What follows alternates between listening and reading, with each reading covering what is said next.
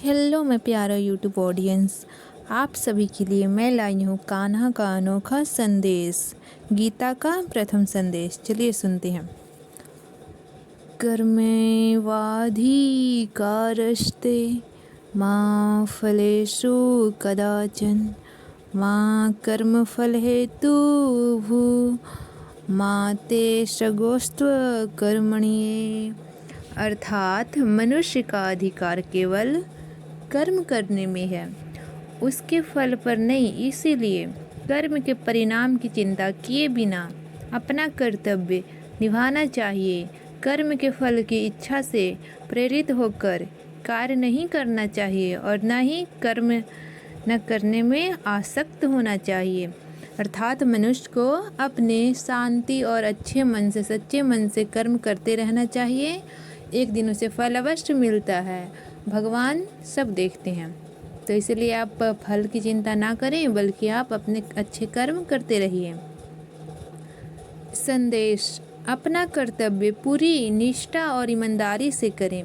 कर्म के परिणाम की चिंता छोड़कर निष्काम भाव से कार्य करें। सफलता या असफलता की परवाह किए बिना निरंतर प्रयास करते रहें। जीवन में आलस त्याग कर सदैव कर्मशील बने रहें। श्रीमद् भगवद गीता हमें कर्म योग का मार्ग अपनाने और सकारात्मक सोच के साथ जीवन जीने की प्रेरणा देती है। तो गीता के प्रथम श्लोक के माध्यम से श्री कृष्ण जी हमें यही संदेश देना चाहते हैं कि मनुष्य को अपने कर्म करते रहना चाहिए, अपने कर्म को नहीं भूलना चाहिए। चलिए अब हम लोग चलते हैं दूसरा संदेश की ओर। कान्हा का दूसरा संदेश, श्लोक, अर्थ और संदेश। चलिए पढ़ते हैं। न जायते मित्रते वा कदाचित् नायं भूत्वा भविता वा न भूः अजो नित्या शस्त्रो पुराणे न हस्ते माने शरीरे। अर्थात आत्मा न कभी जन्म लेती है और न कभी मरती है। शरीर के नष्ट होने पर भी आत्मा का विनाश नहीं होता। इसके माध्यम से कान्हा हमें संदेश देते हैं कि आत्मा अमर है और अविनाशनीय है। मृत्यु केवल शरीर की होती है, आत्मा की मृत्यु कभी नहीं होती है। कान्हा जी का श्रीमद् भगवद गीता का तीसरा श्लोक। नैनं छिदन्ति शस्त्राणि नैनं दहति पावकः न चैनं क्लेदन्तो न सोहयति मारुता। अर्थात कृष्ण जी कहते हैं, आत्मा को न शस्त्र काट सकते हैं, न अग्नि जला सकती है, न जल भिगो सकता है और न वायु इसे सुखा सकती है।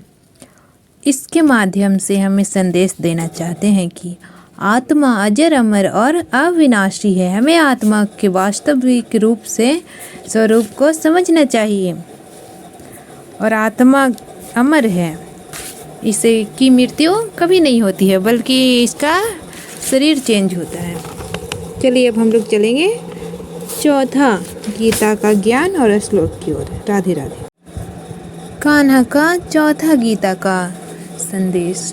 यदा यदा हि धर्मस्य ग्लानिर्भवति भारत अभ्युत्थाने धर्मस्य तदात्मानं सृजाम्यहम्। अर्थात श्री कृष्ण जी स्वयं कहते हैं, हे भारत, जब जब धर्म की हानि होती है और अधर्म की वृद्धि होती है, तब तब मैं स्वयं अवतार लेता हूँ। अर्थात क्या होता है कि बुराई वर्धमान हो जाता है, उस समय श्री कृष्ण जी कहते हैं, मैं धर्म की जीत के लिए, अच्छाई के विजय के लिए अवतार लेता हूँ। युगों युगों से होता आ रहा है। भगवान सदैव धर्म की रक्षा करते हैं और अधर्म का नाश करते हैं। राधे राधे फ्रेंड्स, अब मिलेंगे 4th के अध्याय के बाद 5th अध्याय में। श्रीमद् भगवद गीता का 5th अध्याय और श्लोक। इसमें श्री कृष्ण जी कहते हैं, परित्राणाय साधूनां विनाशाय च दुष्कृतां धर्म संस्थापनार्थे संभवामि युगे युगे। इसका अर्थ है, सज्जनों की रक्षा दृष्टि हेतु भगवान श्री कृष्ण जो हैं, दुष्टों के विनाश के लिए और धर्म की स्थापना करने के लिए मैं प्रत्येक वर्ष युगों युगों से प्रकट होता हूँ। इसके माध्यम से हमें संदेश देना चाहते हैं कि सत्य और धर्म की विजय निश्चित है। दूसरा संदेश है कि धर्म की रक्षा के लिए भगवान हर युग में जन्म लेते हैं। धर्म की रक्षा के लिए भगवान जन्म लेते हैं, जैसे कि राम जी, कृष्ण जी, ब्रह्मा, नरसिंह अवतार, ये सब जो लिए थे धर्म की रक्षा के लिए ही लिए थे। अब हम लोग मिलते हैं नेक्स्ट श्लोक की ओर। लास्ट तक आप लोग जरूर बने रहिए। लास्ट में मैं कुछ ऐसा बताऊंगी जो श्री कृष्ण जी ने केवल पूरा वीडियो देखने वालों के लिए एक विशेष संदेश दिया है, जो कि सिर्फ कृष्ण भक्तों को ही जाननी चाहिए। तो मैं आप लोगों को अंत में एक ऐसी बात बताऊंगी जो हर कृष्ण भक्त को अवश्य ही जाननी चाहिए। तो आप लोग बिना जाने ना जाएं, बने रहें वीडियो में। और अपना उपस्थिति दर्ज करने के लिए कमेंट में राधे राधे अवश्य लिखें। न तदुभष्टो सूर्यो न सड्यो न पावक यदत नवतो न निर्वन्ते तदात परम मम। उस परम धाम को न सूर्य प्रकाशित करता है, न चंद्रमा और न अग्नि उसे प्राप्त करके जीवित कर पुनः कर सकता है। जन्म मरण के चक्र में नहीं लौटता। यानी कि जन्म जो है वो हर जीव का, हर मनुष्य का होता है, लेकिन उसका जो जन्म लिया है मृत्यु भी निश्चित ही तय है। समय चक्र में उसका मृत्यु निश्चित ही होगा। तो हमारा मृत्यु एक अटल सच है हमारा जीवन का। इसके माध्यम से श्री कृष्ण जी हमें संदेश देना चाहते हैं कि पहला संदेश है परमात्मा का धाम सर्वोच्च है। सबसे ऊंचा धाम जो है परमात्मा का है। तो हमें भगवान को कभी नहीं भूलना चाहिए। उसे प्राप्त करने पर जीव को मोक्ष मिलता है। जो सच्ची मन से, भाव से भक्ति करता है, भगवान की सेवा करता है, उसे भगवान अपने पास रखते हैं, उनको मोक्ष मिलता है। मोक्ष प्राप्ति के बाद जन्म मरण के चक्र से मुक्ति हो जाती है और हमारे अपने जीवन से मुक्ति मिल जाती है। राधे राधे। अब एक और लास्ट का, इसे मिस मत करिएगा आप लोग। इसे मिस कर दिए तो बहुत कुछ मिस कर दिए। गीता का सार, इसे जरूर सुने। जो हुआ अच्छे के लिए हुआ, जो होगा वो अच्छे के लिए होगा, जो हो रहा है वो भी अच्छे के लिए हो रहा है। गीता हमें सिखाती है कर्तव्य का पालन करें। पहला हमें गीता क्या सिखाती है? अपने कर्तव्य का पालन करें। दूसरा हमारा कर्तव्य क्या है? गीता बताती है आत्मा को अमर समझें। तीसरा सुख दुख में समभाव रखें।